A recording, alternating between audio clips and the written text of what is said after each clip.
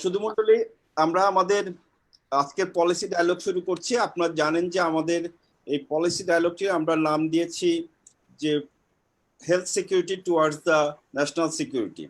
আমরা মনে করি যে স্বাস্থ্যর যে সিকিউরিটি প্রয়োজন সেটির সাথে আমাদের জাতীয় নিরাপত্তার একটি সম্পর্ক রয়েছে, এবং স্বাস্থ্য নিরাপত্তা যদি আমরা এনশিওর না করতে পারি তাহলে জাতীয় নিরাপত্তা হুমকির মুখে পড়ে। তাছাড়া আপনারা জানেন যে গত নভেম্বরে উহানে যখন কোভিড আসলো, তারপর থেকে আজকে এই জুলাই এর 1 তারিখ পর্যন্ত পুরো পৃথিবীতে 123টি দেশেই করোনা আক্রান্ত হয়েছে, এবং 1 কোটির উপর মানুষ এই করোনাতে আক্রান্ত হয়েছে। কিন্তু আমরা যদি এই করোনার সাথে সাথে জিও পলিটিক্সের দিকে তাকাই, তাহলে আমরা এর মধ্যে দেখতে পেয়েছি যে বিভিন্ন দেশে মূলত আমাদের এই সাউথ ইস্ট এশিয়ান কান্ট্রিগুলোর মধ্যে এক ধরনের উত্তেজনা বিরাজ করছে।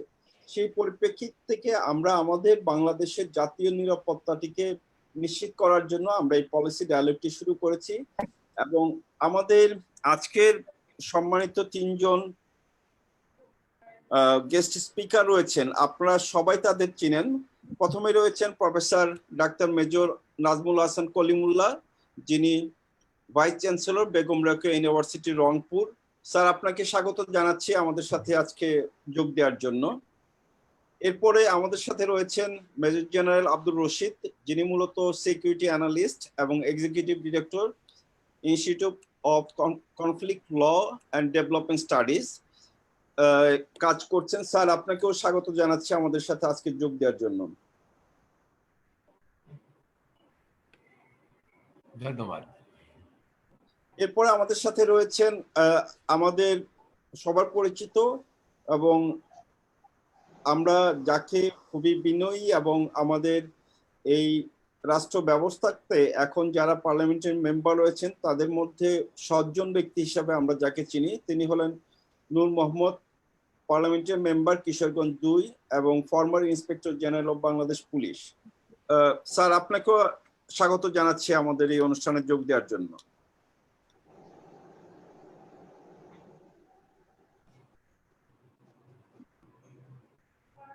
আপনার সাউন্ডটা একটু অন করে নিতে হবে।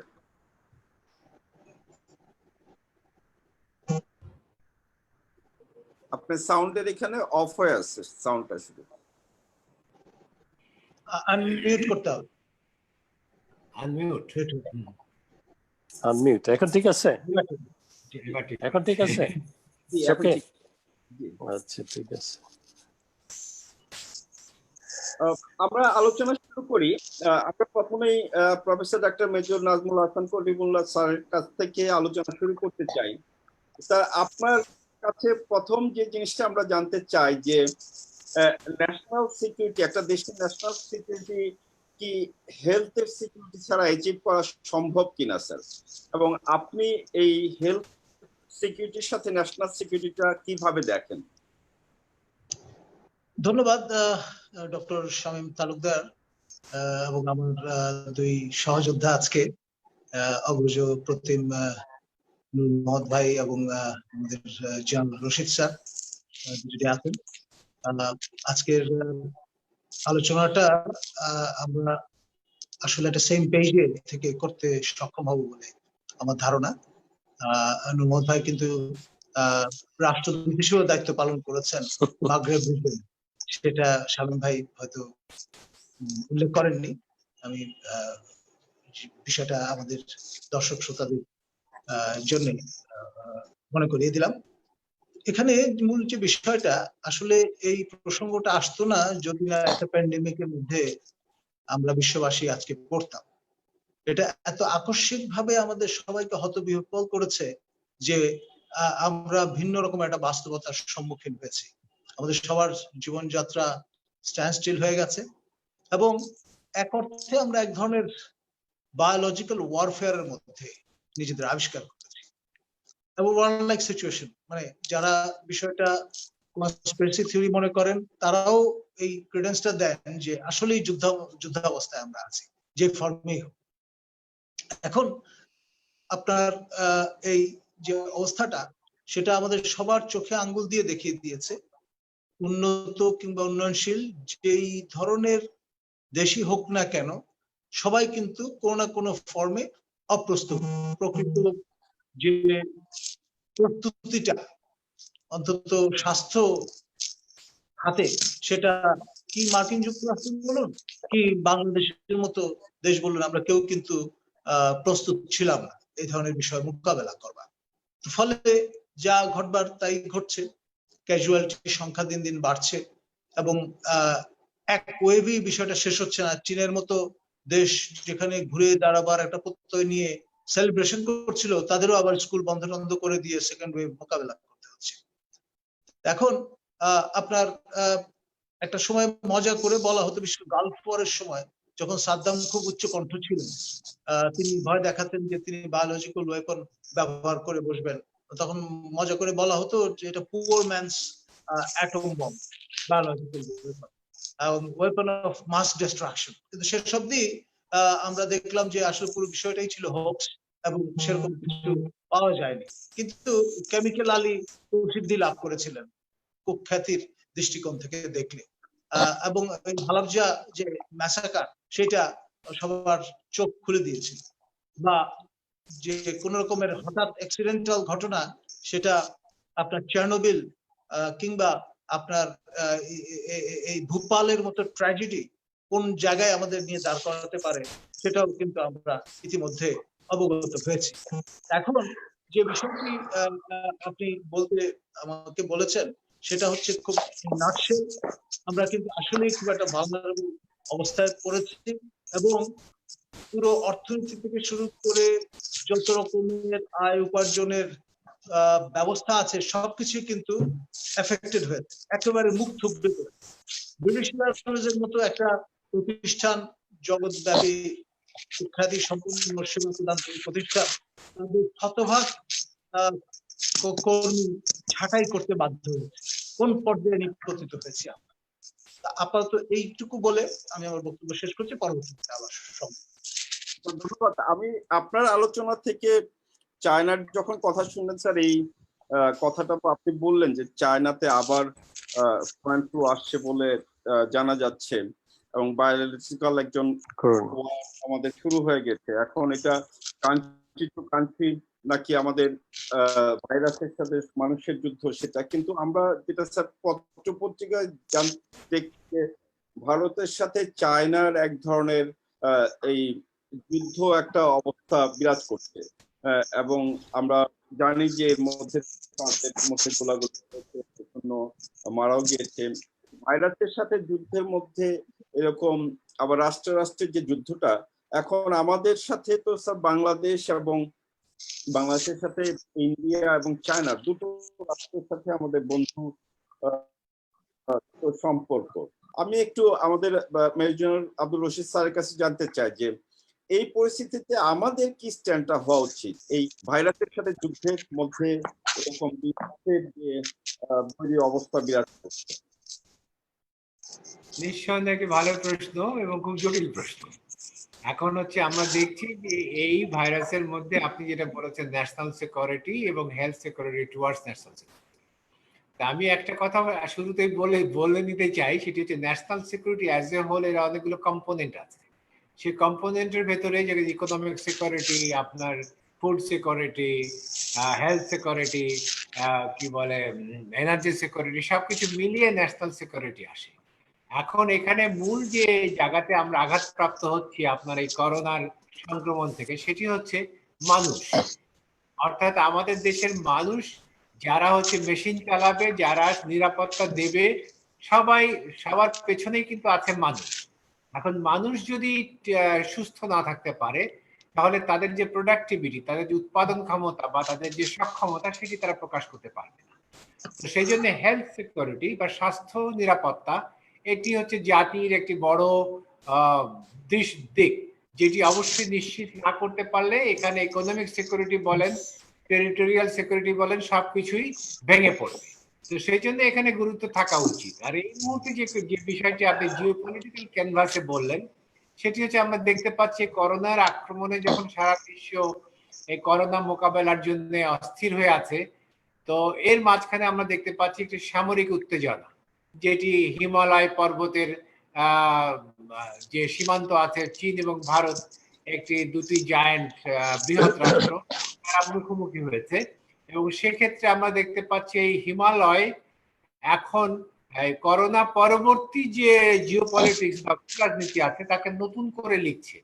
এবং আপনি খেয়াল করে দেখবেন যে এই যুদ্ধটা প্রথমে যখন যত রিজিওনাল ছিল, ক্রমান্বয়ে এটি কিন্তু আন্তর্জাতিক প্রেক্ষাপটে এটি ছড়িয়ে যাচ্ছে এবং পৃথিবী আবার ভাগ হচ্ছে। তো সেক্ষেত্রে আমরা এখন দেখতে পাচ্ছি এই যুদ্ধের সাথে মার্কিন যুক্তরাষ্ট্রের সম্পৃক্ততা এসেছে, জাপানের সম্পৃক্ততা এসেছে, অস্ট্রেলিয়া এটাতে জড়িয়ে পড়তেছে, রাশিয়াও কোন একটা পক্ষ নিচ্ছে। তো সবকিছু মিলিয়ে যদি আমরা দেখি তাহলে আপনি যেটা বলছেন যে বাংলাদেশ, এই দুটি দেশই বাংলাদেশের বন্ধু রাষ্ট্র, তাদের মধ্যে যদি উত্তেজনা বা যুদ্ধ শুরু হয় তাহলে বাংলাদেশ কোন পক্ষে থাকবে? এটি একটি জটিল প্রশ্ন। তা আমার কাছে যেটি মনে হয় যে এই যে নতুন যে পোলারাইজেশন বা মেরুকরণ হচ্ছে, এই মেরুকরণের প্রতি আমাদেরকে সুতীক্ষ্ণ দৃষ্টি রাখতে হবে এবং দেখতে হবে যে বাংলাদেশ হচ্ছে বাংলাদেশের স্বার্থ অবশ্যই তারা সংরক্ষিত করবে।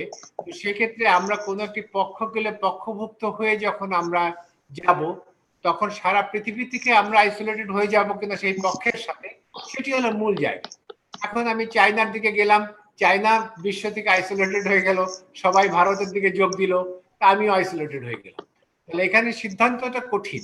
সেজন্য এখানে আপনার পর্যবেক্ষণটা রাখতে হবে যে পৃথিবী কোন দিকে পোলারাইজড হচ্ছে। এবং আমাদের যে অর্থনীতির একটা ব্যাপক অংশ, যেটিতে আমরা দেখি পশ্চিমা বিশ্বের সাথে কানেক্টেড, আমাদের চায়নার সাথে বাণিজ্য ঘাটতি, ভারতের সাথে বাণিজ্য ঘাটতি, কিন্তু পশ্চিমা বিশ্বের সাথে আমাদের যে কি বলে রেডিমেড গার্মেন্টস আছে সেখানে আমাদের বাণিজ্য উদ্বৃত্ত। তো সেখানে আমাদের যে মার্কেট, আমরা যেটা বলি যে ইকোনমিক্সে তিনটা জিনিস important, money, market and labour. তো লেবার তো করোনাতে আক্রমণ হচ্ছে, তো এখন হচ্ছে আপনার মানি এবং মার্কেট যদি আপনি হারিয়ে ফেলেন তাহলে স্বভাবতই বাংলাদেশ ক্ষতিগ্রস্ত হবে। আমার মনে হয় এখানে সুস্পষ্টভাবে আমরা দেখতে পাচ্ছি যে পৃথিবী এই করোনা ভাইরাসের উহান থেকে উৎপত্তি হওয়ার কারণে এবং চীনের যে ভূমিকা আছে সেই ভূমিকার কারণে এই পৃথিবীতে এই লক্ষ লক্ষ মানুষের মৃত্যু এবং কোটি মানুষের কাছাকাছি মানুষের আক্রান্ত হওয়ার কারণে সবাই চীনকে কম বেশি দায়ী করছে। তারা সঠিক সময়ে সঠিক তথ্য দিয়ে মানুষকে জ্ঞান সমৃদ্ধ করে না, এটি প্রতিরোধ করার জন্য তারা উৎসাহ দেয়নি বা কোন রকম কার্যক্ষেপ নেয়নি, ফলে এত পৃথিবীর মানুষ আক্রান্ত হয়েছে। এখন এখানে আমরা বাংলাদেশে যেটা দেখতে পাচ্ছি যে এখন আমাদের পরিবারের এবং ঘনিষ্ঠ বন্ধু বান্ধব বা আমাদের রাজনীতিবিদ থেকে শুরু করে অর্থনীতিবিদ সবাই আক্রান্ত হয়ে মৃত্যুবরণ করছেন। এই মৃত্যু বাংলাদেশের মানুষকে একটা কাঁপুনি ধরিয়ে দিচ্ছে, অর্থাৎ আমাদের হৃদয়ে একটা দুঃখ ভারাক্রান্ত, সাথে সাথে আমাদের যে পরিবারের ভিতরে যে বিচ্ছিন্নতা, এটি তো মানুষ ভুলতে পারছে না। এক্ষেত্রে কি হয়েছে যে সারা পৃথিবীতে চায়না যে জিওপলিটিক্যাল উদ্দেশ্যে তারা এখন নিয়োজিত আছে যে ওয়ার্ল্ড মার্কেটকে ক্যাপচার করবে, সেক্ষেত্রে স্বভাবতই পৃথিবী এখন উল্টো পথে হাঁটছে, তারা এটা বুঝতে পেরেছে।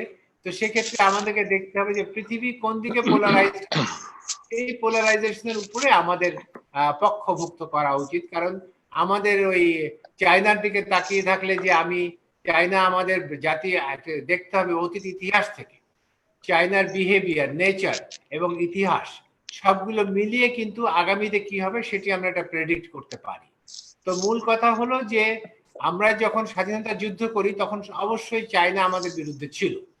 তো স্বভাবতই চায়নাকে আমরা খুব বন্ধু ভাবছি যে তারা টাকা পয়সা নিয়ে আমাদেরকে সাহায্য করছে, কিন্তু তাদের সাহায্য করার টাকা পয়সার ভেতরে আরেকটা জিনিসের উঠে এসেছে, পৃথিবীতে নিয়ে কথা বলছে সবাই, সেটি হলো ডেট ট্র্যাপ।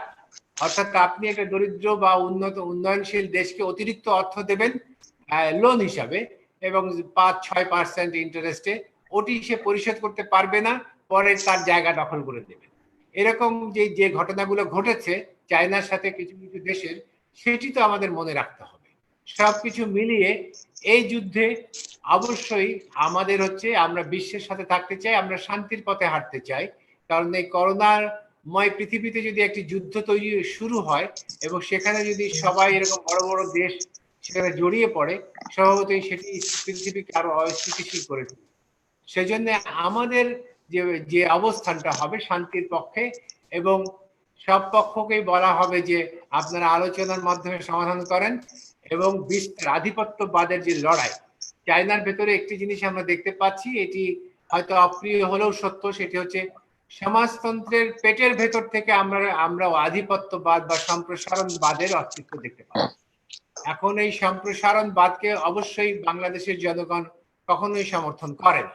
সেক্ষেত্রে পৃথিবীতে সেই সম্প্রসারণবাদ আপনার সাথে আমার সীমানা আছে, ছোট দেশ বলে, কম শক্তিশালী বলে সেখানে আপনি ইচ্ছা মতো জায়গা দখল করবেন, সেটি তো হতে পারে না। পৃথিবীতে একটা স্টাবলিশড অর্ডার থাকতে হবে। এই অর্ডারটাকে স্টাবলিশ করার জন্য আমাদের আন্তর্জাতিক সংস্থাগুলোকে আরো জোরদার ভূমিকা পালন করতে হবে এবং যুদ্ধকে এড়িয়ে চলতে হবে। আমি মনে করি যে আমাদের সুনির্দিষ্টভাবে এরকম শান্তির পক্ষে থাকা উচিত। ধন্যবাদ। আমি আপনার কাছে আবার আসবো, কারণ আপনি যে পার্সপেক্টিভ থেকে বললেন সেটির আবার বিপরীতমুখী কথাও বা প্রসঙ্গটাও চলে আসে। আমরা আপনার কাছে আসবো স্যার। আমি একটু নূর মোহাম্মদ স্যারের কাছে আসতে চাই। স্যার একটু অন্য প্রসঙ্গে একটু আসতে চাই, চায়না এবং ভারতের অবস্থা থেকে। একটা হলো স্যার, আমাদের দেশে গত 12 বছরে আমরা ডিজিটাল বাংলাদেশের কথা বলেছি এবং আমাদের কিন্তু অভূতপূর্ব অ্যাচিভমেন্টও আছে ডিজিটাল বাংলাদেশে, ইন্টারনেট ইউজ, মোবাইল ইউজ এইসবের। এবং হেলথ সেক্টরেও একটা বড় অ্যাচিভমেন্ট আমরা বলতাম যে হেলথ সেক্টরে ডিজিটাল বাংলাদেশের একটা অংশ হিসেবে হেলথকেও আমরা ডিজিটালাইজেশন করতে পেরেছি। কিন্তু করোনা আসার পরে আমরা দেখলাম যে যত ডিজিটালাইজেশন করা হয়েছিল, তথ্য প্রবাহের ক্ষেত্রে যে তথ্যটা পেলে আমরা আমাদের প্ল্যানিং গুলো অ্যাপ্রোপ্রিয়েটলি করতে পারতাম, সেই জায়গাটা একটা বড় গ্যাপ থেকে যাচ্ছে। আমরা তথ্য সেইভাবে হসপিটাল থেকে বা কমিউনিটি থেকে স্বাস্থ্য বিষয়ক তথ্য পাচ্ছি না।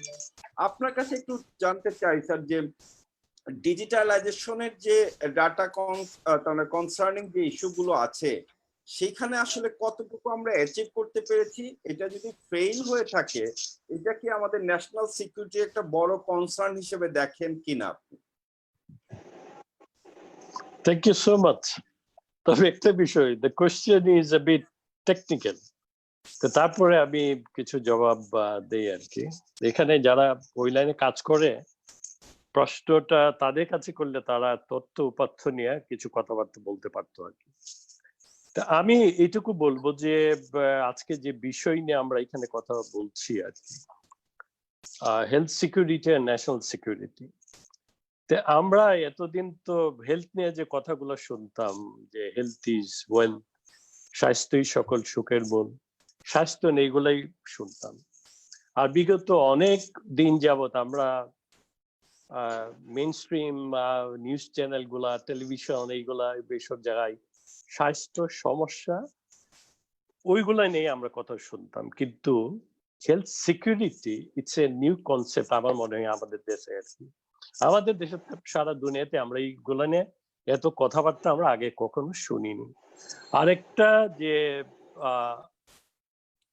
নিরাপত্তার কথা বলতেই আমরা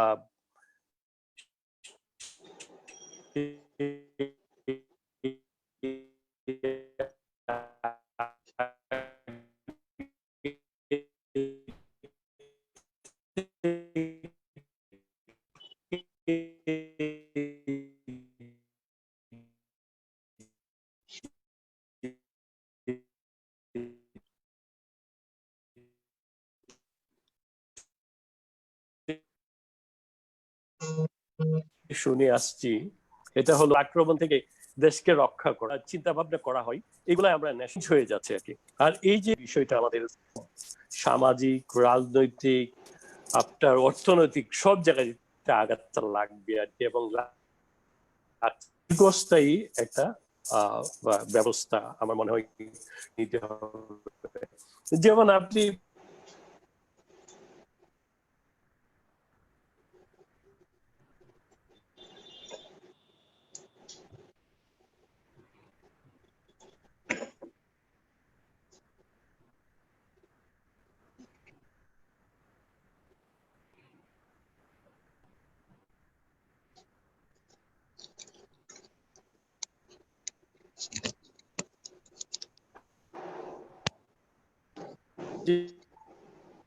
কথাগুলাই একটু আগে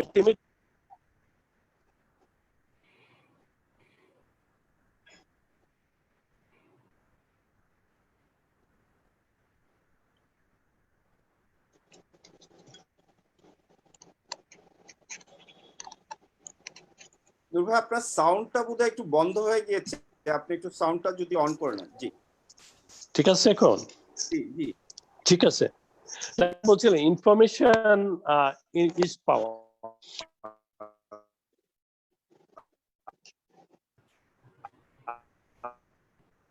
আবার সামনে যদি কোনো যে হ্যালো শুনছেন? হ্যালো, শুনছি, জি শুনতে পাচ্ছি নূর ভাই। এটা ওই ফোন আসে মাঝে মধ্যে, ইয়া হয়ে যাক, কানেকশন নষ্ট হয়ে যায়। যেটা বলছিলাম ইনফরমেশন ইজ পাওয়ার। আমাদের যদি হাল নাগাদ কোনো তথ্য ইনফরমেশন না থাকে তাহলে কোনো কাজই করা যাবে না। তো এখন বর্তমান সরকার মাননীয় প্রধানমন্ত্রীর নেতৃত্বে আমরা তো সব জায়গায় বলছি ডিজিটাল বাংলাদেশ। তা আপনি স্বাস্থ্য সেক্টরে আপনি দেখেন সেই স্বাস্থ্য মন্ত্রণালয় থেকে শুরু করে একদম গ্রামের কমিউনিটি ক্লিনিক থেকে শুরু করে স্যাটেলাইট ক্লিনিক, তারপরে আপনি উপজেলা পর্যায়ে ইউনিয়ন পর্যায়ে প্রত্যেকটা জায়গায় কিন্তু এখন এগুলা মানে স্প্রেড করে গেছে। এবং প্রতিনিয়ত যে হেডকোয়ার্টারকে ফিট করানোর জন্য যে ইনফরমেশন গুলা দরকার এগুলা ফিট করছে। তো এর মধ্যে এখন এই যে করোনা ভাইরাসের বিষয়টি, এটা কিন্তু অনেকটা হঠাৎ করে এই জন্য মেন্টালি ফিজিক্যালি কেউ কিন্তু প্রিপেয়ার ছিল না। এখন আমরা যেটা how we are going to deal with, এটা এখন দেখা যাবে যেটা আমরা বিষয়টাকে কিভাবে দেখছি, কিভাবে নিচ্ছি, কিভাবে রেসপন্ড করছি, এটার উপর নির্ভর করবে আমরা সামনে কতটুকু সাকসেসফুলি প্রসিড করতে পারবো। তবে আমার মনে হয় ডিজিটালি আমরা এখন সবকিছুই নিচ্ছি। বর্তমান সরকার এবং মিনিস্ট্রি এবং অধিদপ্তর হেলথের যারা কাজ করছেন তাদের কাছে প্রতিনিয়ত যে ইনফরমেশন গুলো আসছে বিভিন্ন এলাকা থেকে, একদম গ্রাম পর্যায় থেকে, আমার এগুলা খুব খারাপ কাজ করছে না, ভালোই কাজ করছে। তো আমি একটু সাপ্লিমেন্টারি একটা কোশ্চেন করি যে যুদ্ধ তো যে কোনো সময় বাড়তে পারে, সোলজারদের তো সেইভাবে তৈরি করা হয় যেন যুদ্ধ যে কোনো সময় বাদলে যেন তারা অ্যাক্ট করতে পারে। তো আমি মূলত স্বাস্থ্য সেক্টরে কাজ করি, আমাদের ভিজিবিলি আমরা দেখতে পাচ্ছি যে ডিজিটালাইজেশন হেলথ সেক্টরে যেটা করা হয়েছে, আমরা এখনো ইআরপি সিস্টেমটা, তাহলে পেশেন্টের ডাটা আমরা এখন পর্যন্ত বাংলাদেশে আমরা তৈরি করতে পারি। যেটা আপনি উপজেলা লেভেলের যে স্ট্রাকচারটা আছে সেখান থেকেও খুব বেশি যে আমরা তথ্যই এই করোনার সময় পেয়েছি সেটা আমরা পাইনি। আমার আপনার কাছে যে জিনিসটা যে আপনি তো একজন যেহেতু মানে পুলিশ ডিপার্টমেন্টে ছিলেন, সেই জায়গা থেকে জানেন যে ইনভেস্টিগেশন করার জন্য, প্ল্যানিং এর জন্য তথ্য ছাড়া আগানো যায় না। এবং এখন আমাদের যে করোনার যে অবস্থা, এটা একটা মেজর কজ হলো তো তথ্যর ঘাটতি রয়েছে, আমরা রেগুলার তথ্যটা পাচ্ছি না। আপনার কি মনে হয় না যে এই জায়গায় আরো আমাদের ইনভেস্ট করা উচিত? না, এটা তো একটা গভর্নমেন্ট পলিসি তো আছে নিশ্চয়ই। এখন এইটা আপনি যে বিষয়টা বলছেন যে গভর্নমেন্ট পলিসি, এই কনসার্ন মিনিস্ট্রি নিশ্চয়ই এই ধরনের ব্যবস্থা রেখেছে। এবং এই প্রশ্নটা ওই মিনিস্ট্রির সাথে যারা জড়িত তারা যদি ভালোভাবে আপনার মনে হয় প্রশ্নের উত্তর দিতে পারতো আর কি। আমি এজ এ লেম্যান আমি যেটা বলবো যে যে ওই যে তথ্য ডাটাবেস যেগুলো আছে, আমরা দেখি যে আমরা যখন ইভেন উপজেলা হেলথ কমপ্লেক্সে যখন যাই, ওদের কাছে আমি দেখি প্রপারলি ওরা ডাটাগুলো মেনটেন করে এবং এগুলা তাদের চাহিদা অনুযায়ী হেডকোয়ার্টারে পাঠাচ্ছে কিংবা আপনি মিনিস্ট্রিতে পাঠাচ্ছে, অধিদপ্তরে পাঠাচ্ছে। তারপরেও কোনো গ্যাপ আমার মনে হয়, যেহেতু বিষয়টা একটু আগেও যেতে বলছিলাম, এই যে COVID-19 এর যে ইনভেশন, সংক্রমণ যেটা আমরা বলি, এটা তো ইটস এ নিউ ওয়ান। এটা আগে কখনো কেউ এটার সম্পর্কে কোনো ধারণা ছিল না, কোনো প্রিপারেশনও ছিল না। এখন গ্যাপ হয়তো কিছু থাকতে পারে। আমার মনে হয় ওরা যেভাবে কাজ করছেন, গ্যাপটা আপনারা যদি পিন পয়েন্ট করেন, আপনারা যারা হেলথ সেক্টরে কাজ করেন, তাইলে আমার মনে হয় তারা এই বিষয়গুলা নিজেদেরকে একটু রেকটিফাই করার চেষ্টা করবে, কিন্তু গ্যাপটা ফিল আপ করার চেষ্টা করতে পারে।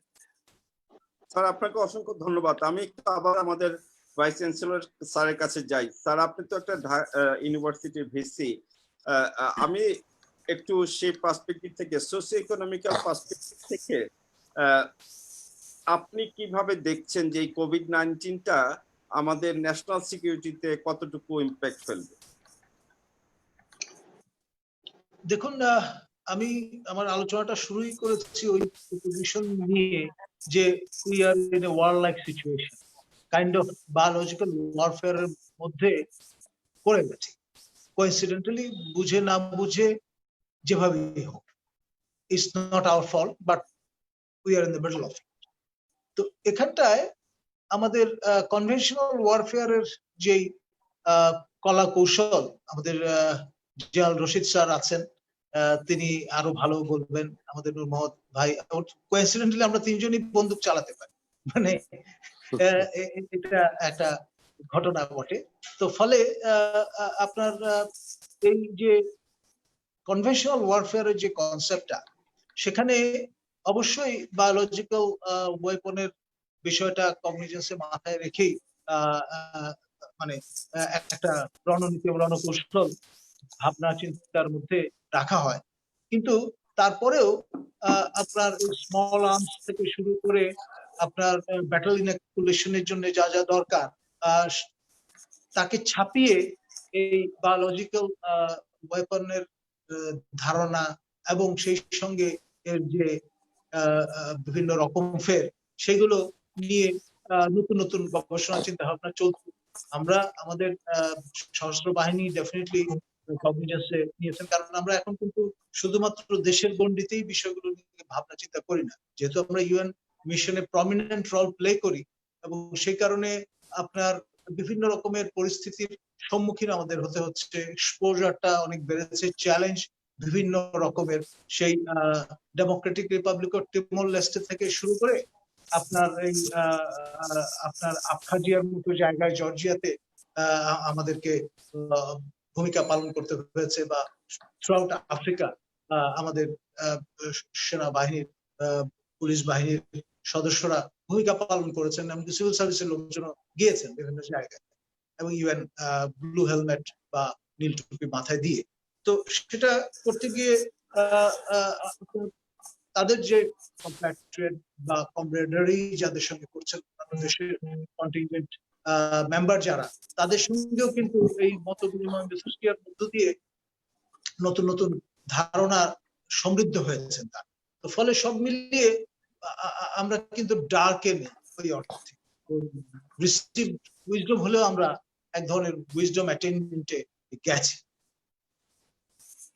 এবং সেই কারণে আমরা বলবো যে আমরা কিন্তু এই বিষয়টার সম্মুখীন যখন হলাম, একদম ওয়ার গিয়ারে আমাদের মাননীয় প্রধানমন্ত্রীর নেতৃত্বে আমরা কিন্তু ঝাঁপিয়ে পড়েছি সর্বশক্তি নিয়ে, এবং সমাজের সকল সেগমেন্টের মানুষকে আমরা কিন্তু মোবিলাইজ করতে সক্ষম হচ্ছি। এখন যারা আমরা বাংলায় কথা বলি, হিস্টোরিক্যালি ট্র্যাডিশনালি আমাদের কালচারাল ট্রেট হচ্ছে আমরা এস্টাবলিশমেন্ট একটা চেতনা ধারণ করি, এবং একটা ড্যাম্প কেয়ার ভাব নিয়ে চলাফেরা, মানে কোনো অনুশাসন, কোনো নিয়ম নীতি প্রতি পরিপূর্ণ আনুগত্য মুখে দেখালেও কার্যত সেটা আপনার প্র্যাকটিস করতে চাই। তার ফলে তার কারণে কিন্তু প্যান্ডেমিকটা ছড়িয়ে গেছে থ্রুআউট দ্য কান্ট্রি, এবং নানান সূত্র ধরে এটা আজকে দেশব্যাপী একটা বড় সমস্যায় আমাদের ফেলেছে। স্যার, আমি আপনার প্রসঙ্গে শুধু আপনি প্রথম যখন বললেন তখন একটা কথা বললেন যে আমরা যে কোনো ভাবে হোক, হয়তো আমাদের না ফল্ট না, আমরা একটা সিচুয়েশনের মধ্যে পড়ে গিয়েছি।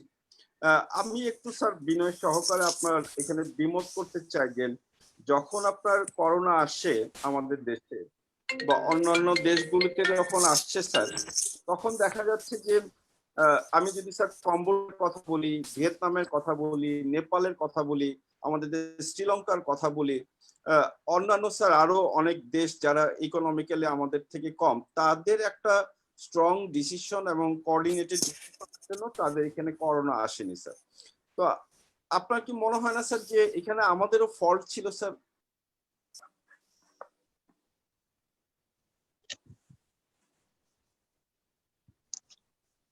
কলিমুল্লাহ স্যার।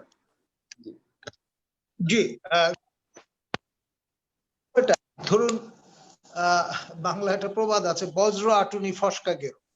এখন আমাদের এন্ট্রি পয়েন্ট গুলোতে আপনার ইমিগ্রেশন যে পয়েন্ট গুলোতে, সেখানে ডেফিনেটলি স্টেট উইদিন স্টেট অ্যাক্টররা থাকেন, এবং তারা তাদের মতো করে স্ক্রিনিং করেন। কিন্তু যেহেতু আমাদের বাংলা ভাষাভাষী মানুষ ইতালি বলুন বা অন্য কোনো দেশ থেকে বলুন, প্রবাসী বাঙালিরা ফিরছেন, অনেকটা লিনিয়েন্ট ছিলেন আর ধরে নিয়েছেন উন্নত প্রযুক্তির দেশ থেকে আসছে, তারা তো ডেফিনেটলি আমাদের এখানে যারা বসবাস করেন তাদের চেয়ে নিজেদের হেলথ মানে রক্ষার ক্ষেত্রে অনেক বেশি দায়িত্বশীল হওয়ার কথা। ওই রকমের একটা প্রেমিস থেকে হয়তো অনেককে লিনিয়েন্টলি নিয়েছেন, ছেড়ে দিয়েছেন, কোয়ারেন্টাইনে একবার গ্রামার ফলো করে আটকে ফেলার চেষ্টা করেন। তার ফলে এই লোকগুলো যখন মিলে মিশে গেল সবার সঙ্গে, তখন আমরা মানে যখন আবার কড়াকড়ি ভাবে কেচে গন্ডুস করতে গেলাম, তখন দেখা গেল যে কোথায় কোথায় খুঁজে বের করাটাই কঠিন কাজ হয়ে যাচ্ছে। নানান রকম ঠিকানা তারা দিয়েছেন, রিচ করা যাচ্ছে না। এবং এই যে আপনার হুইচ হান্টিংটা আমরা লিপ্ত হলাম, তার মধ্যে দিয়ে পরিশ্রম ডেফিনেটলি হয়েছে, কোনো সন্দেহ নেই। এর পাশাপাশি আপনার তখন মনে হয়েছে যে ওই একটা কথা না, যে চোর পালালে বুদ্ধি বাড়ে। তখন আমাদের মনে হয়েছে গোড়া থেকেই যদি আমরা খুব শক্তপোক্ত ভাবে কার্যকর করবার চেষ্টা করতাম আমাদের আইন কানুন, তাহলে কিন্তু আজকে এই অবস্থাটা পড়তে হতো। কন্টেইন করাটা তুলনামূলক সহজ। স্যার ধন্যবাদ। আমি একটু আব্দুল রশিদ স্যারের কাছে আসতে চাই যে স্যার, আপনারা জানেন যে এই মাসে আমাদের বাজেট পাস হলো। আমাদের হেলথ সেক্টরের এইবার যে বাজেটটা দেওয়া হয়েছে সেটা অ্যারাউন্ড 5000 crore মতন এক্সট্রা বাজেট দেওয়া হয়েছে, যেটা টোটাল জিডিপির মতন। কিন্তু ইউজুয়ালি গ্লোবালি আপনার বলা হয় যে জিডিপির 5% বাজেট হওয়া উচিত। এই 5000 crore যেটা বেশি দেওয়া হয়েছে সেটাও স্যার বলা হচ্ছে যে এটা 10টা আপনার আরো হাসপাতাল আগে থেকে তৈরি করার প্ল্যান ছিল, মূলত সেই জায়গাটাই বাজেটটা যাবে। তাছাড়া করোনার জন্য 10,000 কোটি টাকা দেওয়া হয়েছে, যেটা বলা হচ্ছে যে এই 10,000 কোটি টাকাটার একটা আমাদের যদি ভ্যাকসিন আসে সেই ভ্যাকসিন পারচেজের জন্য ব্যয় হবে। অন দ্য আদার হ্যান্ড আমরা যদি স্যার প্রতিরক্ষা ব্যয় যেটা আমরা দেখি, প্রতিরক্ষা ব্যয় এই বছরও কিন্তু স্যার হাইয়েস্ট প্রতিরক্ষা ব্যয় আমাদের ডিফেন্স বাজেট যেটা আছে। তো স্যার হেলথ সিকিউরিটি তো স্যার একটা ন্যাশনাল সিকিউরিটির সাথে এখন আমরা ক্লিয়ার, সাধারণ আগে হয়তো আমরা যারা টেকনিক্যাল তারা বুঝতাম, কিন্তু এখন সাধারণ মানুষও এখন বুঝতে পারে যে হেলথ সিকিউরিটি একটা মেজর ইস্যু। আপনার কি মনে হয় স্যার যে এই হেলথের বাজেট যেটা দেওয়া হয়েছে সেটা কি সাফিসিয়েন্ট, বা কিরকম বাজেট হওয়া উচিত ছিল? এখন হচ্ছে যদি আপনি বাজেটের কথা বলেন এন্ড হেলথের কথা বলেন, আমাদের দেশে আমরা যদি সব দিকে যাকে জিজ্ঞাসা করা হবে সেই বলবে তার বাজেট অপ্রতুল। এখন শিক্ষা ক্ষেত্রে তারা বলবে আমাদেরকে হায়েস্ট দেন, আমরা তো মানুষ তৈরি করি। তো আমাদের যে জিনিসটাকে আমি দেখতে চাই সেটা হচ্ছে সীমিত সম্পদের মধ্যে আমাদের যে নিড গুলো আছে সেটা আমরা কতটা কৌশলগতভাবে এটা মেটাতে পারছি, একটা even distribution of the budget. তবে হেলথ সেক্টরে, যদি আপনি হেলথ সেক্টরে কাজ করেন, আমরা হেলথ সেক্টরের বাইরে, তবে সাধারণ মানুষের যে মত, মানে তাদের ভেতরে যে জিনিসটা এসে জন্মেছে সেটি হলো যে করোনা ভাইরাসের ক্ষেত্রে আমরা যেটা বলতে চাচ্ছি সেটি হলো যে এটি যদি ওই যুদ্ধ অবস্থা হয় তাহলে আমাদের স্বাস্থ্য ব্যবস্থা বা স্বাস্থ্য যে অ্যাডমিনিস্ট্রেশন আছে তারা পিস টাইম বা শান্তিপূর্ণ অবস্থা থেকে যুদ্ধ অবস্থায় ট্রানজিশন করার যে চ্যালেঞ্জটা সেটি তারা মোকাবেলা করতে পারেনি ঠিক মতো। এখন হচ্ছে বাজেট, এখন সেই বাজেটের যে বিষয়গুলো পত্রপত্রিকায় বেরিয়ে এসেছে তাতে আমি একজন সাধারণ মানুষ হিসাবে আমি সন্তুষ্ট না। আমার মনে হয় যে বাজেটের যে ইফেক্টিভ ইউজ, যে খুব কার্যকরী ব্যবহার, আমাদের সীমিত সম্পদের ভেতরে যদি বাজেট ঠিক মতো ব্যবহৃত না হয় তাহলে তাকে আপনি অতিরিক্ত বাজেট দেবেন কি পকেটস্থ করার জন্য? এখন হচ্ছে যে অতিরিক্ত বাজেট দেওয়া হয়েছে, আবার আপনি দেখেন যে একজন সচিব উনি বলেছেন এই টাকায় খরচ করার সক্ষমতা মন্ত্রণালয়ের নেই। তার মানে তাদের যে প্রশাসন এবং তাদের যে চিন্তা ভাবনা সবকিছু নিয়ে তারা এই বাজেটই খরচ করতে পারবে না।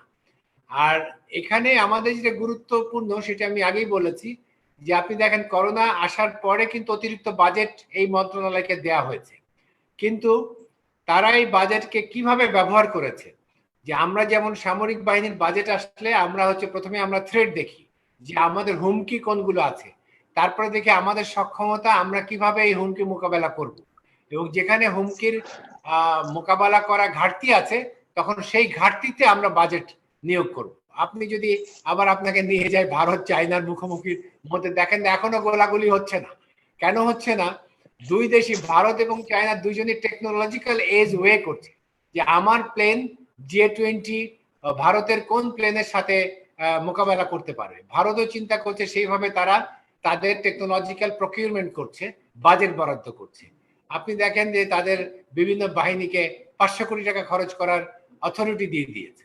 তো এগুলো হচ্ছে কি, কেন হুমকির উপরে আপনি সেই বাজেটটাকে প্লেস করবেন।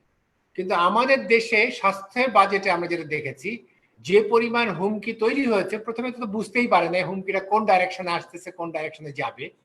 কারণ হচ্ছে এটি হলো আমাদের জ্ঞানের অভাব। তো এটি শুধু আমাদের জ্ঞানের অভাব না, সারা বিশ্বে মানুষই এটি অনুধাবন করতে পারেনি।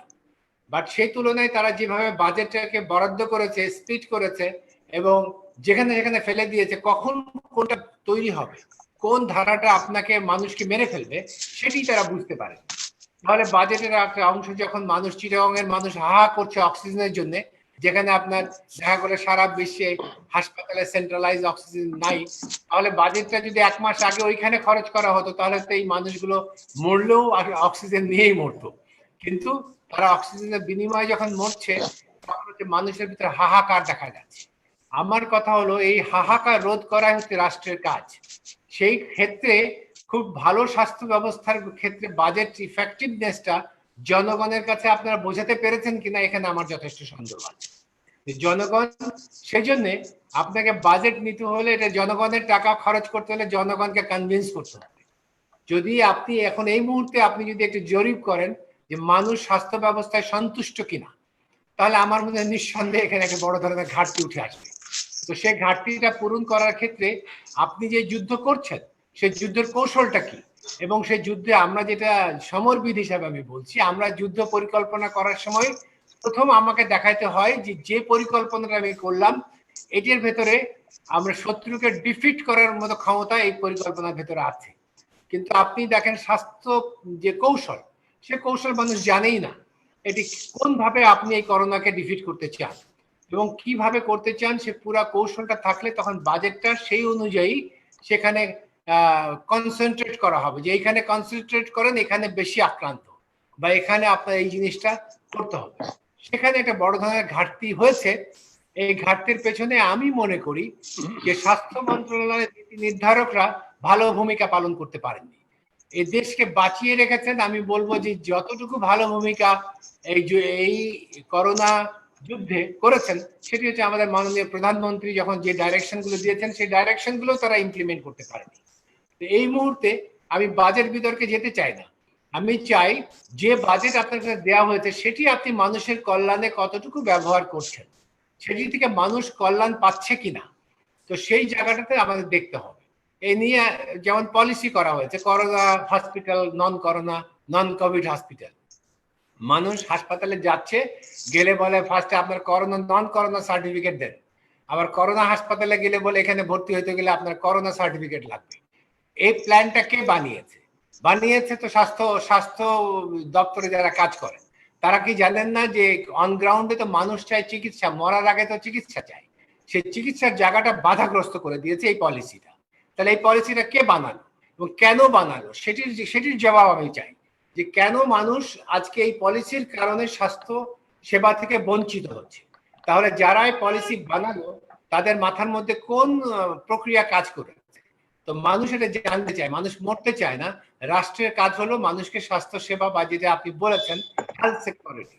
এখন হেলথ সিকিউরিটি দিতে গেলে এটি যে শুধু ডাক্তাররাই সিকিউরিটি বুঝবেন, নট নেসেসারিলি। এখন আপনি তো আপনার বাজেট বেশি চাপেনি, কিন্তু সেই বাজেট যদি মানুষের কল্যাণে কাজে না লাগে, তাহলে জনগণ কেন তার টাকা ওইখানে?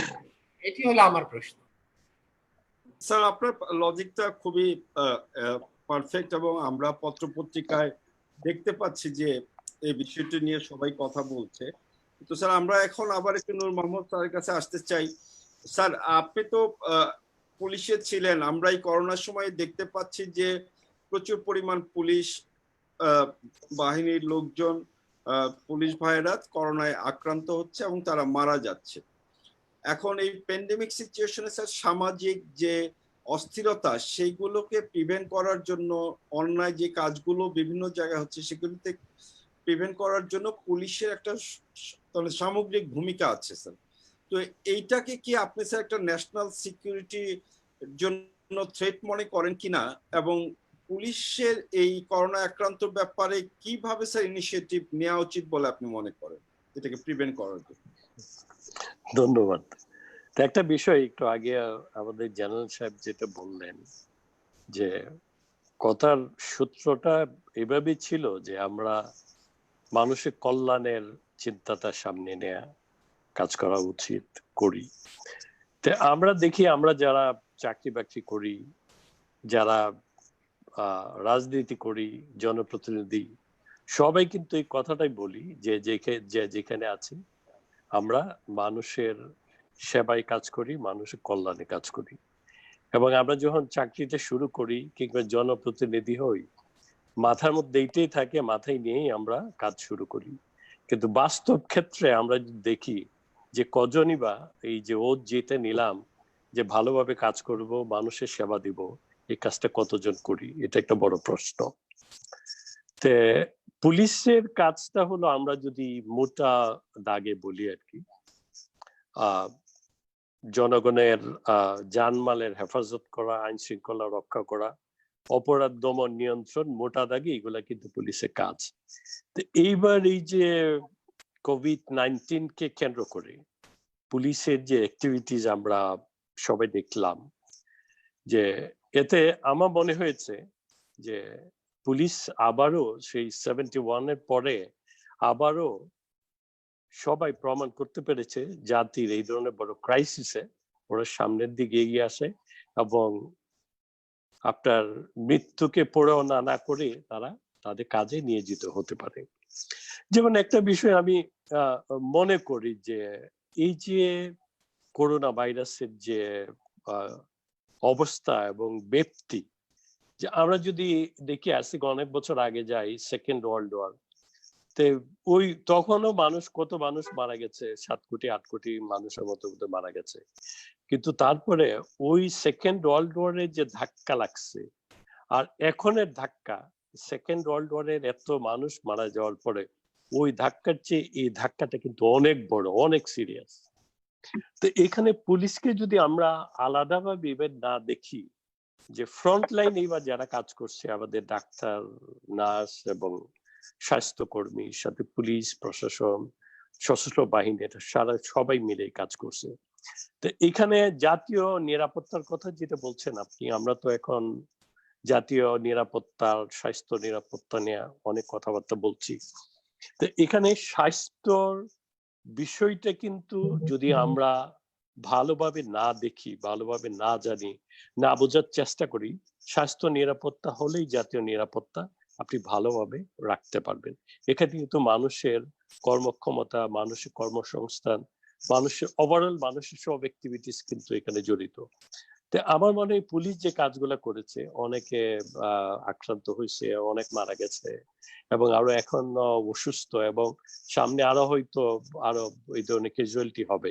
তবে সবকিছু মিলে আমার মনে হয় যে জাতীয় নিরাপত্তার জন্য এটা হুমকি আমি বলবো না, তবে আমার মনে হয় এগুলা সবকিছু চিন্তা ভাবনা করে আমাদের সামনের দিকে এগোতে হবে আর কি। এই যে এত বড় একটা মহা দুর্যোগ, আমরা বলি যে বড় সংকট, বড় দুর্যোগ ভালো আমাদের যেটা সুযোগেরও সৃষ্টি করে। তা আমরা যদি সবাই মিলে সুযোগের সৃষ্টিটা করতে পারি, তাইলে আমার মনে হয় এখানে বড় ধরনের জাতীয় নিরাপত্তার কথা যেটা বললেন, বিঘ্নিত হওয়ার কোনো সুযোগ আছে কিনা আমি মনে করি না।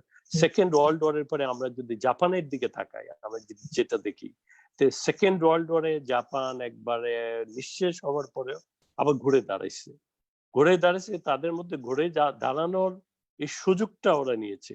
সুযোগটা কিভাবে নেয় মানুষ, আমরা যেটা জানি যে যাদের মধ্যে উদ্ভাবনী চিন্তা ভাবনা আছে, যারা একটু ইনোভেটিভ, যারা একটু সৃষ্টিশীল মানুষ, তারা কিন্তু ওই সুযোগগুলো কাজে লাগাতে পারে। যেমন যারা উদ্ভাবন নিয়ে চিন্তা করে, সৃষ্টিশীল মানুষ, তাদের কিন্তু দুনিয়া ঘুরে কিন্তু ভবিষ্যৎকে কেন্দ্র করে, তারা সামনের দিকে দেখে, ভবিষ্যতের দিকে দেখে। এখন আমরাও যদি এইভাবেই আমাদের মাননীয় প্রধানমন্ত্রীর নেতৃত্বে আমরা সবকিছুকেই যেভাবে ফেস করছি, এখানে আমার মনে হয় এই সৃষ্টিশীল মনোভাব নিয়ে আমরা যদি সামনের দিকে তাকাই, তাইলে আমরা ভালো থাকতে পারবো, নিরাপত্তা বিঘ্নিত হওয়ার কোনো সুযোগ নাই। ধন্যবাদ। ধন্যবাদ আপনাকে। আমি একটু মিস্ত্রি স্যারের কাছে আবার আসতে চাই। স্যার, আমাদের জেনারেল রশিদ স্যার বললেন যে মানুষ হসপিটালে গিয়ে ট্রিটমেন্ট পাচ্ছে না আমাদের প্রপার প্ল্যানিং এর জন্য।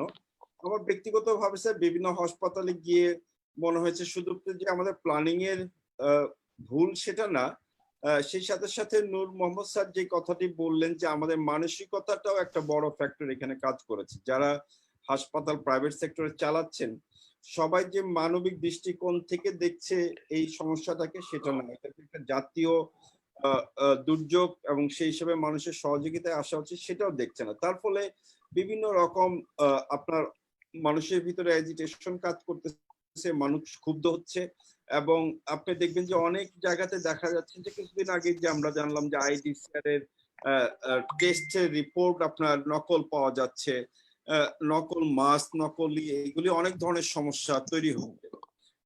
আপনার কি স্যার মনে হয় যে সোশ্যাল পার্সপেক্টিভ থেকে এই যে আমাদের অমানবিক কিছু আমরা কাজ করছি কোভিড মধ্যে, এটা আমাদের একটা ন্যাশনাল সিকিউরিটি হিসাবে থ্রেট হিসেবে আসতে পারে কিনা? যে মানুষ যদি হঠাৎ করে খুবই ক্ষেপে উঠতে পারে, হয়তো তারা এটার এক ধরনের না মেনে নেওয়ার একটা অ্যাটিটিউড তাদের ভিতরে গ্রো আপ করতে পারে, সেই পার্সপেক্টিভ থেকে এটা মানুষ করতে পারে কিনা, আর যদি যেন না করে সেটার জন্য সরকারের কি করা উচিত স্যার? দেখুন, the greatest problem of any problem is to identify what the problem is. সমস্যাটা যদি আমরা পিন পয়েন্ট করে আইডেন্টিফাই করতে পারি তাহলে এবং সেটাকে যদি কগনিজেন্সে নেই তাহলে কিন্তু অনেকটা সমাধান আমরা পেয়ে যাই। এখন বাস্তবতা হচ্ছে এই রকম যে কতিপয় ক্রাফটি লোক তারা এই স্বাস্থ্য সেবা প্রদানের মতো সেক্টরে ঢুকে পড়ছে এবং সম্পূর্ণভাবে প্রফিট মোটিভ ছাড়া আর অন্য কোনো মোটিভ তাদের নেই। যেন তেন প্রকারে আপনার জিরো থেকে হিরো হতে এই মানসিকতা তাদের মধ্যে কাজ করছে। সে কারণেই আমি খালি কোভিড সিচুয়েশনের কথা বলছি না, আপনার যেমন ধরুন প্রখ্যাত সাংবাদিক আমাদের বন্ধু প্রয়াত জগলুল ভাইয়ের কথা মনে আছে, তিনি আপনার একটা টক শোতে যাবেন সেই জন্য আপনার এই যেটাকে বলে সোনারগাঁ তারপরে ইটিভি এই মোড়ে নেমেছেন এবং তাকে গাড়ি চাপা পড়ে মানে প্রাণ হারাতে হয়েছে। আর নিকটস্থ ক্লিনিক লিটারালি তাকে রিফিউজ করেছে চিকিৎসা সেবা প্রদান করতে, কারণ তার কাছে সঙ্গে টাকা পয়সা ছিল না। এখন বিষয়টা যদি এরকম হয় সেবা কন্ডিশনাল, তখন এরকম একটা সিচুয়েশন তো দেখা দেবে। বা আনস্ক্রুপুলাস লোকজন, যে একটা কাপড় পাওয়া গেছে তারা আপনার এই জাল সার্টিফিকেট প্রদান করছিলেন, প্রত্যয়ন দিচ্ছিলেন, নেগেটিভ পজিটিভ ইত্যকার বিষয়গুলো, তো সব ব্লাড হয়ে গেছে, এরকম একটা অবস্থায় পড়েছে। বা ওই মাইন্ডসেটটার কথাই চিন্তা করুন, আপনি ইউনাইটেড হাসপাতালের মতো জায়গায় করোনা ইউনিটটি ভূষীভূত হয়ে গেল, একটা লোকে গিয়ে আসলো না এই বিবেচনায় যে ওখানে স্পর্শ করলে আমারও করোনা হয়ে যেত, মানে উদ্ধার করার জন্য যে মানসিকতাটা সেটাও লোপ হয়েছে। তো তার মানে স্যানিটি কোন পর্যায়ে গিয়ে ঠেকে। এই ভিন্ন ভিন্ন কেস স্টাডি গুলো যদি প্রি এন্ড ডিউরিং করোনা এই সিচুয়েশনের মধ্যে আমরা দেখবার চেষ্টা করি, কিংবা আপনার যে ধরনের অভিযোগগুলো উত্থাপিত হচ্ছে যে 20 কোটি টাকা খরচ করা হয়েছে আপনার এই সেবা প্রদানের নামে, এবং আপনার একটা ডিম ভাজির দাম 1000 টাকা চার্জ করা হচ্ছে, মানে তখন আসলে মানে এই দুঃখ রাখবো কোথায়? এইরকম একটা পরিস্থিতিতে যদি পড়ে গিয়ে আপনার সেগমেন্ট অফ দ্য পপুলেশন সংক্ষিপ্ত হয়ে কনসার্টের মতো একটা ঘটনা ঘটিয়ে ফেলে, তখন আসলে কিছু বলার তো থাকবে না। সেই জন্য ডেফিনেটলি এটা একটা বড় মানে পটেনশিয়াল স্পেস থ্রেট হিসেবে আমরা যদি গ্রহণ করি এবং সেটা আসলে প্রপারলি অ্যাড্রেসড হওয়া উচিত, এবং এই ধরনের জিনিস, এই ধরনের পারসেপশন আর যাতে না বাড়ে, এবং সেই সঙ্গে একেবারে ইফেক্টিভ মেজার আমাদেরকে গ্রহণ করতে হবে, যে কোনো মূল্যে, এবং দৃষ্টান্তমূলক শাস্তির ব্যবস্থা করতে হবে।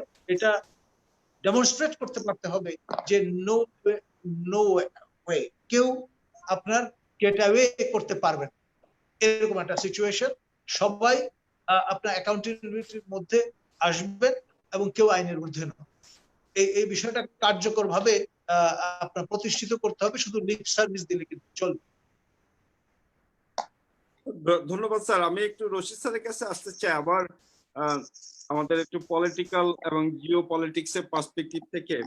করোনা আসার পরে স্যার আমরা দেখতে পাচ্ছি যে উহানে তো এটা প্রথম করোনাটা আসে, কিন্তু বাংলাদেশে আমরা যখন প্রথম করোনার খবরটা পাই সেটা হলো চায়না থেকে আমাদের লোকজনকে আনা, এবং তার পরবর্তীতে স্যার আমরা আমাদের মাস্ক বলেন, বিভিন্ন ইকুইপমেন্ট বলেন, একটা মেজর অংশ চায়না থেকে আসছে।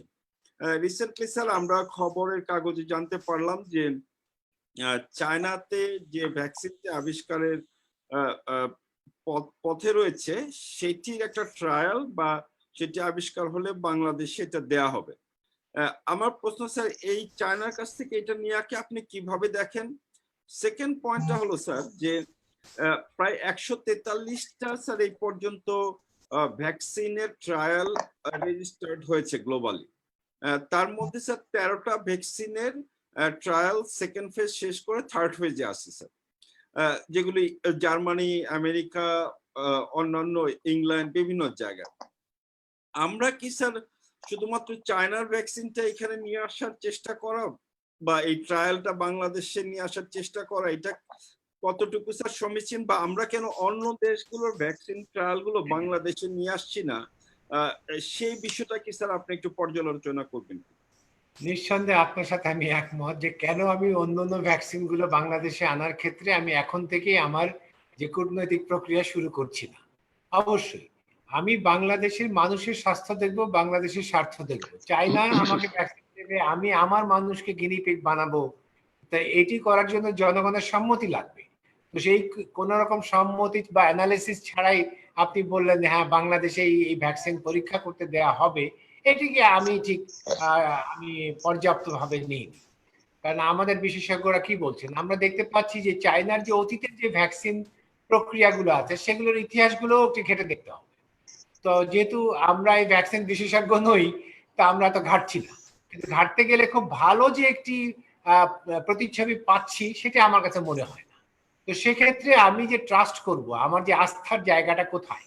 আমার আস্থার জায়গাটা হলো যে যারা অতীতে যে কর্মকাণ্ড হয়েছে, যেসব ভ্যাকসিন এসেছে সেগুলো কিভাবে মানুষের মধ্যে দেয়া হয়েছে। তো সেই জায়গাটাতে হচ্ছে চাইনিজ যে অ্যাকশনস গুলো, সেটাকে আমি মনে করি খুব অমানবিক। তারা হচ্ছে যে মানুষের মানে তাদের দেশেও আমার মনে হয় এই অমানবিকতা বিরাজ করে। তারা এত হিউম্যান লাইফকে এত গুরুত্ব দেয় না। তাদের সামরিক বাহিনীর যে কৌশল আছে, ট্যাকটিক্স, সেখানে হচ্ছে সৈন্যদের লাইফের প্রতি গুরুত্ব দেওয়া হয় না। তারা মাস অ্যাটাক করে তো গুলির সামনে। তো এগুলো হচ্ছে তাদের বেসিক জায়গা। এখন এই বেসিক জায়গা থেকে যদি আপনি বলেন যে সে আমার দেশে অনেক বেশি জনগণ আছে সেই জন্য সে এখানে টেস্ট করবে, এখানে মানুষ মরলে কোনো ক্ষতি নেই, তো সেখানে আমার যথেষ্ট আপত্তি আছে। এখন যদি ভ্যাকসিন গুলো যে আপনি যেমন বললেন, আমরা হচ্ছে নন এক্সপার্ট হিসেবে আমরাও তো কিছু ফলো করছি, কারণ এটি হচ্ছে সবসময় একটি সারা বিশ্বের জন্য একটি ঝুঁকি। তো সেখানে আমরা দেখছি সবচেয়ে বেশি এগিয়ে গেছে যুক্তরাষ্ট্রের ভ্যাকসিন, এখন হচ্ছে যুক্তরাজ্যের ভ্যাকসিন, এখন যুক্তরাজ্যের এই ভ্যাকসিন করার কথা হচ্ছে ভারতে। এখন এখানে ভারতও একটা তার নিজস্ব ভ্যাকসিন তৈরি করেছে, সেটিও বোধহয় দ্বিতীয় পর্বে আছে এই মুহূর্তে। তো সবকিছু মিলিয়ে আমার কথা হলো যে এখানে আরেকটি বিষয় আছে, এই ভ্যাকসিনটা যখন বাজারে আসবে, আপনি যদি বিশ্বের ব্যাপারে দেখেন, করোনার সাথে একটা করোনা কমার্স যুক্ত হয়েছে, অর্থাৎ করোনা এবং করোনা নিয়ে ব্যবসা। এখন যে এটি শুধু বাংলাদেশে না, সারা বিশ্বে এটি হয়েছে। এখন কে আগে করোনা ভ্যাকসিন আনবে সে একটা পৃথিবীতে একটা ব্যাপক বাণিজ্য করবে। এখন সেই বাণিজ্যের জায়গাটাতে হচ্ছে সাধারণ মানুষ কত টাকা এই ভ্যাকসিন একটা মানুষের জন্য লাগবে। তো এখানে কারোরই ব্যাপারে আমরা খুব একটি অর্থ জানি না। মানে ভারত তাদের বিশেষজ্ঞদের পরবর্তীতে তারা একটা ফিগার দিয়েছিল যে জনপ্রতি 1000 টাকা খরচ হবে। তো এখন হচ্ছে যে এই যদি জনপ্রতি 1000 টাকা খরচ হয়, ওই যে আপনি বলছিলেন যে বাজেটে একটা থোক বরাদ্দ রাখা হয়েছে ভ্যাকসিন কেনার জন্য, এখন এই ভ্যাকসিনের যে অর্থ যে দরিদ্র মানুষের কাছে পৌঁছে দেবার জন্য, সেখানে আমাদের বিশ্ব স্বাস্থ্য সংস্থা কি ভূমিকা পালন করবে, বড় বড় দেশগুলো কি ভূমিকা পালন করবে, অথবা চাইনা এই ভাইরাস ছড়ানোর জন্য উৎপত্তি স্থল, সেখানে চাইনা কি ভূমিকা পালন করবে, সবগুলোকে মিলিয়ে দেখতে হবে। আমি এক পক্ষ চায়না আমাকে একটা আশ্বাস দিয়েছে যে আমাকে চায়না $24.5 বিলিয়ন ইনভেস্ট করে বাংলাদেশে আজ 3 বছর ধরে আমরা এটা শুনে আসছি। তো সেই আশাতে আমি এক দেশের প্রতি আস্থা স্থাপন করে এবং এটির পেছনে কোনো আছে কিনা, কোনো ষড়যন্ত্র আছে কিনা বা কোনো বুদ্ধি বা এগুলো আছে কিনা সেগুলোকে তো খতিয়ে দেখতে হবে। আমার মনে হয় তাৎক্ষণিকভাবে উন্মুক্ত করে দেয়া আমাদের দেশ এখন যে পর্যায়ে আছে আমার মনে হয় সেটি ঠিক নয়। আমাদেরকে ভেবে চিন্তে হতে হবে যাতে আমাদের মানুষ আর বেশি মারা না যায়, সেটি নিশ্চিত করতে হবে। সেটিকে বলে স্বাস্থ্য নিরাপত্তা। ধন্যবাদ স্যার। আমি একটু নূর মোহাম্মদ স্যারের কাছে আসতে চাই। স্যার, আপনি তো রাষ্ট্রদূত ছিলেন এবং একটা লম্বা সময় আপনার বাইরে কাটিয়েছেন, এবং আমাদের জিডিপি বা আমাদের যে রেমিটেন্স যেটা আসে সেটা আমাদের অর্থনীতির একটা বড় ভিত, এবং আমরা জানি যে গার্মেন্টস সেক্টরও আমাদের আরেকটা অর্থনীতির বড় ভিত। কিন্তু এই মাসে দেখতে পেলাম যে আমরা রেমিটেন্সটা হাইয়েস্ট নাম্বার অফ আপনার পরেও। আপনার কি মনে হয় স্যার যে এই রেমিটেন্স আমাদের এই করোনার জন্য ইফেক্টটা কি পড়বে, এবং বাইরে যে আমাদের শ্রমিকরা যারা কাজ করতে যেতেন সেটাতে কোনো ইম্প্যাক্ট পড়বে কিনা, এবং তার ফলে আমাদের ন্যাশনাল সিকিউরিটির জায়গায় এটা লিঙ্ক আপটা কেমন হতে পারে স্যার? ধন্যবাদ। আমরা তো প্রতিনিয়তই যে খবর পত্রপত্রিকা টেলিভিশনে আমাদের বাইরে যারা আমাদের ভাই বন্ধু কাজ করছে ওদের বিষয়গুলো দেখছি। অনেক দেশে বিশেষ করে মিডল ইস্টে এবং সিঙ্গাপুরে আমরা গত কিছুদিনে যেমন সিঙ্গাপুরের কিছু রিপোর্ট দেখলাম, ওইখানে আমাদের বাঙালিরা সবচেয়ে বেশি আক্রান্ত। তারপর মিডল ইস্টেও এরকম আক্রান্তের তো অনেক সংখ্যা অনেক দেশে আছে। তো এখানে তো একটা প্রভাব যেটা আমরা বলি এটা তো পড়বেই, এটা সারা দুনিয়ার ইকোনমিতে একটা প্রভাব পড়ছে। আর এখানে আমাদের যেহেতু বড় দুইটা সেক্টর, আমাদের এখানে আমাদের ম্যান পাওয়ার যারা আছে ওদের রেমিটেন্স এবং গার্মেন্টস ওয়ালা যারা আছে তাদের আমরা রেমিটেন্স যেগুলো পাই, তো এগুলার একটা বড় ইম্প্যাক্ট তো আছে, এটা তো অস্বীকার করার কোনো উপায় নাই। আমরা যেটা নিয়ে আসলে কথা বলতেছিলাম ওই সবকিছু ঘুরে ফিরে যে হেলথ সিকিউরিটি, ন্যাশনাল সিকিউরিটি। তো এই যে এতক্ষণ আমরা যে কথাগুলো বললাম যে আমরা দেখি যে একটা ম্যানেজমেন্টের বিষয় আছে। তো এই আমেরিকা, ইউকে এবং ফ্রান্স, তারপরে স্পেন, এই চারটা দেশে তো বড় ধাক্কা লাগছে। এখানে আপনি দেখেন যে যেভাবে আক্রান্ত হলো, যেভাবে মানুষ মারা গেল, এত প্রযুক্তির দিক দিয়ে এত উপরের দিকে আছে, তারপরে এই যে ধাক্কাটা খেলো তারা। আর এই তুলনায় আমরা যদি কম্পেয়ার করি যে আমাদের ম্যানেজমেন্ট, আমাদের ব্যবস্থা, আমাদের সক্ষমতা, আমাদের সুযোগ সুবিধা, এইভাবে তো দেখলে আমরা মোটামুটি টিকে আছি এবং সামনের দিকে যাচ্ছি, ওইটা আমি বলতে পারবো আর কি। যে এখন আপনি যেটা বললেন রেমিটেন্সের ধাক্কা তো আছে, এটা তো ওভারঅল একটা ইম্প্যাক্ট আমাদের পুরা সারা ওয়ার্ল্ড ইকোনমিতেই যেটা পড়ছে এখানে আমাদের দেশে তো পড়বে, এবং এটার ইন দ্য লং রান আমরা কোথায় গিয়ে দাঁড়াবো এটা নির্ভর করবে সামনের দিনগুলাতে আমরা কিভাবে এই সুযোগ সুবিধাগুলা কাজে লাগাতে পারবো। আমরা যদি ভালোভাবে কাজে লাগাতে পারি তাহলে আমরা ভালো থাকবো, আর যদি কাজে লাগাইতে না পারি তাহলে তো অসুবিধা হবেই। সে ঘুরে ফিরে এক জায়গায় বলবো, আমাদের এই দুর্যোগ, এই মহাদুর্যোগটাকে আমরা কাজে লাগানোর জন্য আমাদের যা যা করণীয় দরকার সবাইকে নিয়ে এই কাজগুলা করতে হবে। শুধু আমরা যদি সরকারের দিকে তাকায় থাকি, সরকার একা করতে পারবে না। সরকারকে সহায়তা দান করা, দেশের আপামর জনসাধারণ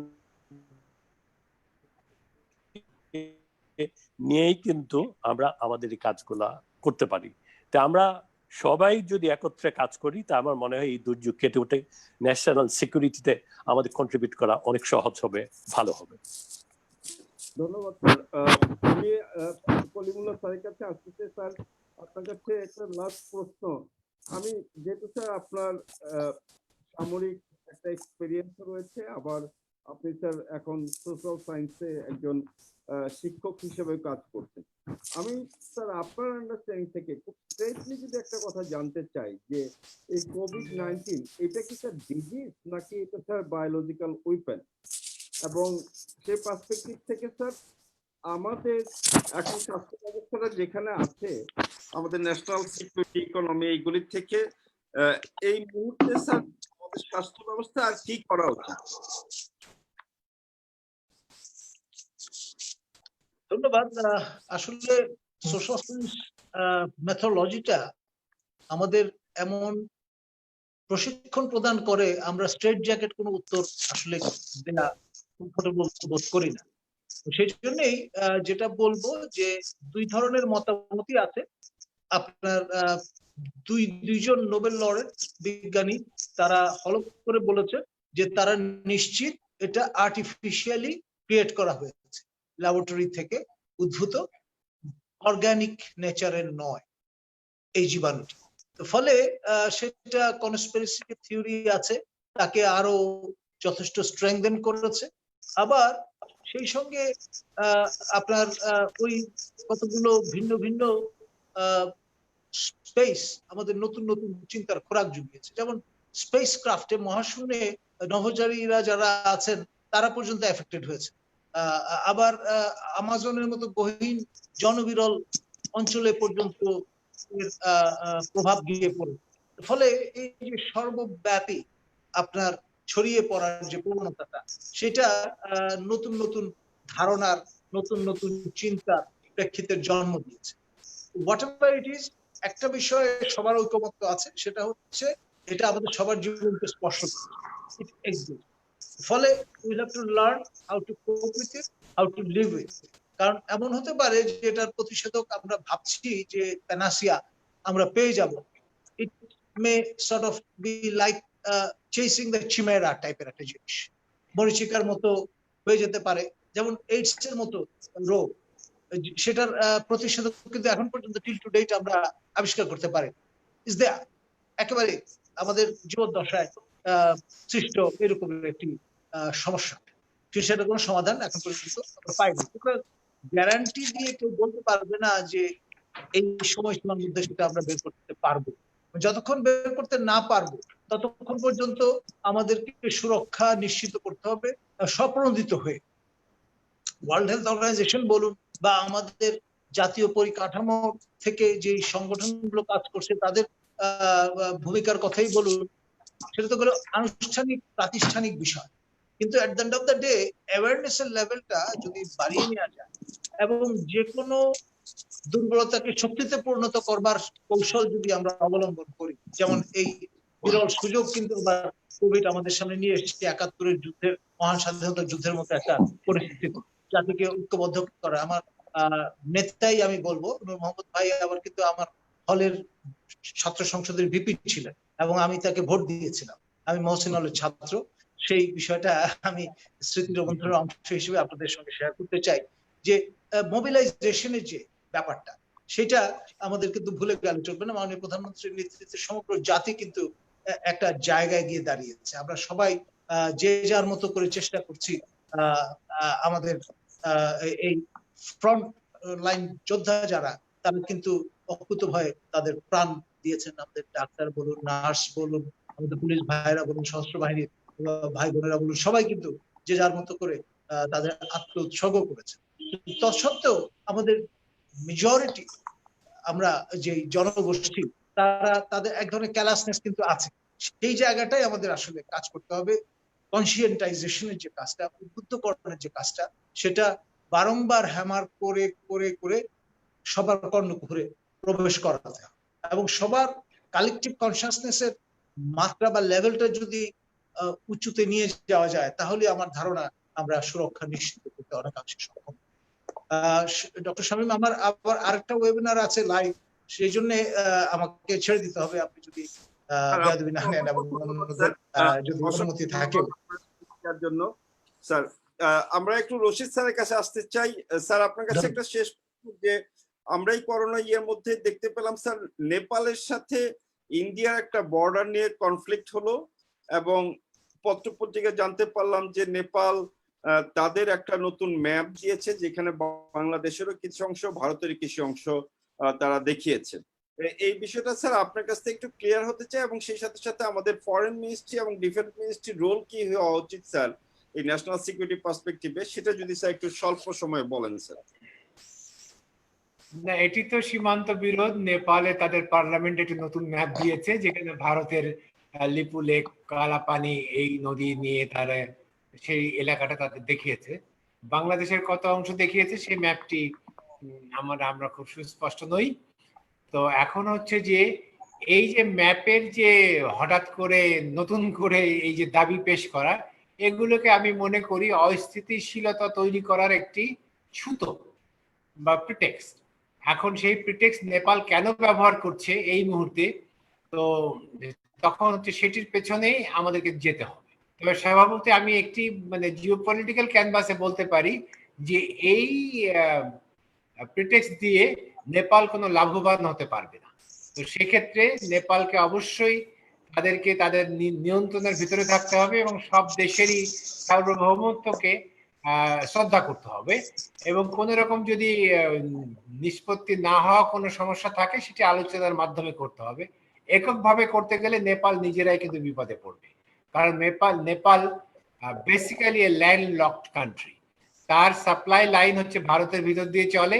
ইদানিং কালে চীন তাকে একটা সাপ্লাই লাইন দেওয়ার ক্ষেত্রে সে হয়তো বেশি লাফাচ্ছে বা লাফিয়ে ওঠার চেষ্টা করছে। তবে স্বভাবতই এই পাশাপাশি দেশগুলো যতক্ষণ সীমান্তবর্তী বা প্রতিবেশী দেশের সাথে সুসম্পর্ক না থাকলে উন্নয়ন ব্যাহত সবসময় হবে। সেজন্য প্রতিবেশী সম্পর্ক হচ্ছে খুব গুরুত্বপূর্ণ। একে হালকা করে দেখে এখানে উত্তেজনা সৃষ্টি করে কেউ সামনের দিকে উন্নতি করতে পারবে সেটা আমি মনে করি না, এবং এক্ষেত্রেও সেরকমই হওয়া উচিত যে প্রতিবেশী রাষ্ট্রের প্রতি শ্রদ্ধা দেখিয়ে এগুলো আলাপ আলোচনার মাধ্যমে এইসব নিষ্পত্তি করা উচিত। এইসব যুদ্ধ বা অস্ত্রের মাধ্যমে না, বা শক্তি প্রদর্শন, পেশি প্রদর্শনের মাধ্যমে না। স্যার অসংখ্য ধন্যবাদ। আমরা অনুষ্ঠানের একেবারে শেষে আমরা আমাদের মাননীয় পার্লামেন্টের মেম্বার কিশোরগঞ্জ 2-এর নূর মোহাম্মদ স্যারকে আজকের অনুষ্ঠান শেষ করতে বলবো। তার শেষ সাজেশন সাধারণ জনগণের জন্য, রাজনীতিবিদদের জন্য, এবং আমি আরেকটা কথা আপনার কাছ থেকে শুনতে চাই যে আমি একটা স্যার জিনিস দেখেছি যে আপনার এখানে ইয়াং ছেলেরা আপনাকে খুবই পছন্দ করে। আপনার কাছ থেকে ইয়াং জেনারেশনের জন্য কোনো সাজেশন আছে কিনা স্যার, এটা বলে আপনার আমাদের অনুষ্ঠান শেষ করবো স্যার।